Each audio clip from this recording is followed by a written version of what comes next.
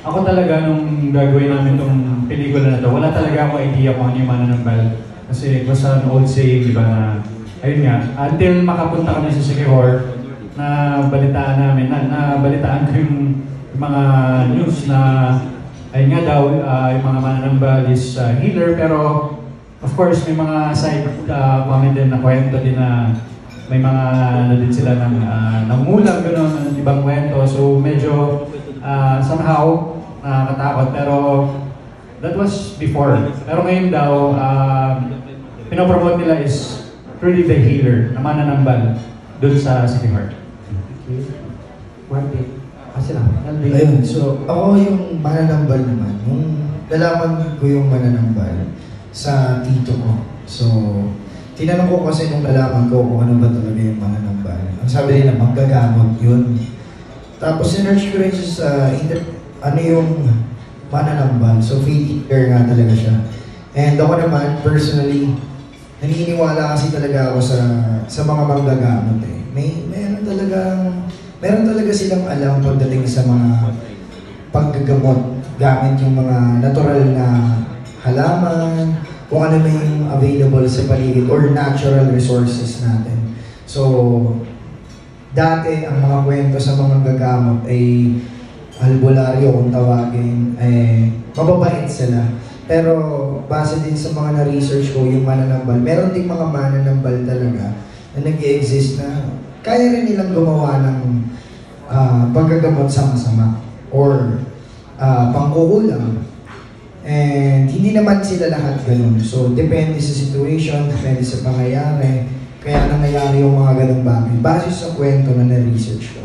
And ngayon naman, sabi ni Jerry, totoo naman po na ang mga mananambal ay nakafocus sila sa paggagamot lang naman talaga. And syempre sa probinsya, sa abot lang ng kaya nila, kung saan nila kaya makapagpagamot, doon lang naman sila talaga nagpapagamot eh. So, para sa akin na respeto at dapat pa rin talagang igalang yung mga mananambal. Kasi mahirap din naman yung ginagawa nila and nakakapagligtas din naman sila ng mga taong nilalagay sa alanganin. And share ko lang din, nung unang punta namin sa Siquijor, binigyan kami ng bracelet na merong oil, dasal na protection para kung sakali mang merong pangontra, merong may gustong gawin sa amin hindi maganda, merong protection na kapag gumulo daw yung langis na nasa loob ng tube, ibig sabihin nun, may sumusubok na saktan or gawing masama sa amin. Ayun. So, shinare ko lang na meron kaming kasamang totoong mananambal nung nasa Siquijor kami para din sa kaligtasan ng lahat. So, lahat kami naka-bracelet, lahat production, artista, at pinagbabawal na tanggalin namin siya habang hindi kami nag-e-extend. So, yun. Share naman. Ako naman, familiar naman ako sa mga ganong klase ng dito sa mundo kasi laki akong probinsya sa Cavite. Sikat yung mga agimat, etc. Mga tikbalang, multo, aswang. Sa Bicol, ganun din. Laki akong Bicol, kaya familiar ako sa mga ganong pangyayari. At totoo naman na may natural healing tayo lahat ng tao. Hindi lang natin alam kung paano gawin yon o paano i-practice. Silang mga mananambal kasi sila yung mga napag-iwanan ng mga lumang aral, teaching, kung paano manggamot. So, totoo naman sila at may experience din ako sa mangkukulang dahil sa panahon natin ngayon may ilan-ilan pa rin naman na naandyan pa rin sila. Hindi naman sila nawawala, nagtatago lang sila. Pero dahil syempre pinatay na ng modern medicine yon, kaya parang sa pandinig natin parang kwento na lang sila eh. Pero alam kong meron talagang gano'n, nag-i-exist sila. Ako una, takot na takot ako kasi gaya ni Jeric, wala rin akong kaalam-alam about the history, kung ano sila. Di pa ako nakakita or nakaka-encounter ng isang mananambal. Pero nung nakapunta kami sa Siquijor, mas naliwanagan ako na hindi pala lahat ng katulad nila is yung nakikita at naririnig lang natin. Sabi nga ni Kelvin, may nakasama kami mananambal talaga na nag-protect sa amin. Diba? So, And share ko lang, first time ko rin makapunta sa Siquijor at masasabi ko, napakaganda ng Siquijor. Kaya sa lahat ng mga natatakot pumunta, nagdadalawang isip, hindi totoo, napakaganda ng Siquijor. Actually, to connect lang din po sa sinabi ni EA po, no?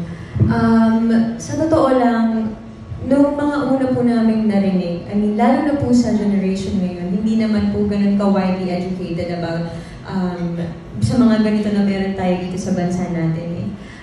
Ang pagiging isang mananambal based on research ay marami pong misconception because hindi po lahat ng tao ay naiintindihan whether is it something good, is it something bad, is it a good power or a bad power na po yun. So, marami pong misconception at marami pong hindi nakakaintindi, which leads to maraming takot. At tama po, when we got to Siquijor, kahit ako I didn't know what to expect kasi maraming nagsasabi na ako mag-ingat ka, kahit anong mangyari, huwag ka masyadong ganito, huwag kang ganyan, huwag kang magtiwala sa mga tao. But when you go there, you really cannot judge something by what people say. You really cannot judge something or someone by what you hear from other people. Kasi po, nawawala eh. We don't want to remove the magic of what something truly is. Napakaganda po ng Siquijor. Mabuti po yung mga tao na nasa Siquijor. At ang pagiging mananambal ay yung pagkakaintindi ko ay bilang isang faith healer. Healing through faith. And I think that already speaks so much. Although dito po sa pelikula, kaya po mananambal ang tawag ay dahil maaaring meron pong pagkakaintindi na kung alam mo magpagaling, ay kaya mo rin gawin ang kabaligtaran. Very interesting. Siquijor na about yung extraordinary, supernatural na thing. Ako syempre, naman, naniniwala pa rin ako. Gaya nga sinabi ko kanina, simula nung nagawa ko tong pelikula at nakapunta ako ng Siquijor, na-realize ko na hindi lahat ng napapanood, naririnig natin is totoo about mananambal. And ako man, siguro oo. Kasi, hindi. Binalikan ko yung dun sa bracelet eh. Sa akin, noong una, akala ko, kasi gumalaw siya, parang gumalaw. Natitignan ko siya, parang gumalaw. Yun pala, yung kamay ko lang pala yung gumalaw. Pero hindi, sa akin, hindi. Awa ng Diyos, hindi naman. Wala naman akong nagulo or wala naman kaming nagulo na kakaiba o ibang tao doon sa habang nagsushoot kami ng mananambal. So, yun. Sa akin, opinion ko, oo, naniniwala ako. Kasi, ang dami pang ang dami pa rin natin hindi natutuklasan sa material world. So, kung species lang ba talaga yung meron dito, 8 billion lang ba talaga sila? Or meron bang hindi nakikita ng natural nating mga mata na nag-exist din sila? So, nakakatawang pakinggan, pero somehow, talagang naniniwala ako na merong manananggal, merong aswang, kasi depende naman eh. At saka siguro hindi na lang din, sumasabay lang din siguro sila dun sa generation or nag-a-adapt lang din sila sa kung ano yung pagbabago ng tao sa mundo. So, di ko alam. Pero opinion ko, naniniwala ako. So, limited lang kasi yung pagkakataon, maaral natin yung mga bagay-bagay. So, ang dami pa. Sa ilalim ng dagat, di nga natin kaya aralin yun eh. So, ano ba talaga yung meron sa mundo natin? Naniniwala ako. Ayun, sa part na yan, meron akong may share dyan. Ako yung parang buhay na patunay na meron talagang ganyan. Kasi nung 2023, nagkaroon ako ng pinch nerve sa balakang. So, tumagal siya ng 9 months na may ipit akong nerve. Hindi na ako makalakad, hindi na ako makatayo. Talagang, ang nipis na ng left leg ko. Bigla na lang may isa akong parang lolo na nagkwento, baka meron ka dyan, ginong ko lang, baka meron ka dyan manghihilot, hindi ako makalakad eh. Sinabi niya, Meron, buti sinabi mo. O di ang nangyari, kinabukasan, pinahilot niya ako. Ang tawag pala sa kanila, hilot bulong. Bulong, hilot sa bulong. Literal na totoo, kasi nung habang minamasahin niya ako, may binubulong siya eh. Hindi, chant niya siguro yun, hindi ko naririnig, hindi ko naiintindihan kasi hindi rin Tagalog yung sinasabi niya. Habang minamasahin, hinihilot niya ako, nasa part na nung may ipit, naramdaman ko talaga, tumalon yung ugat na hindi ko alam kung ano yun, laman ko o ugat.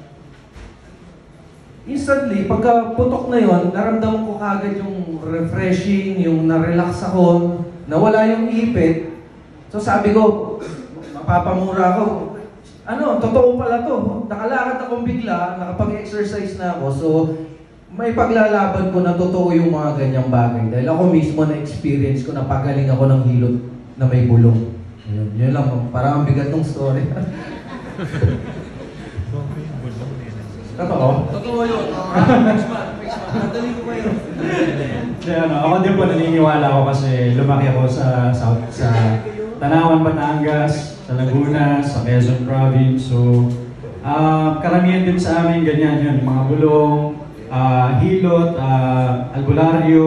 So yun, marami rin experiences like sa family namin, sa brother ko na ayun, hindi ma-detect, hindi malaman ng doktor kung ano ba talagang sakit sa tiyan. So sa amin dadalhin sa albularyo. So doon, somehow, syempre, ano nga siya, faith nga siya, faith healer. So pag naniniwala ka talagang, ayun,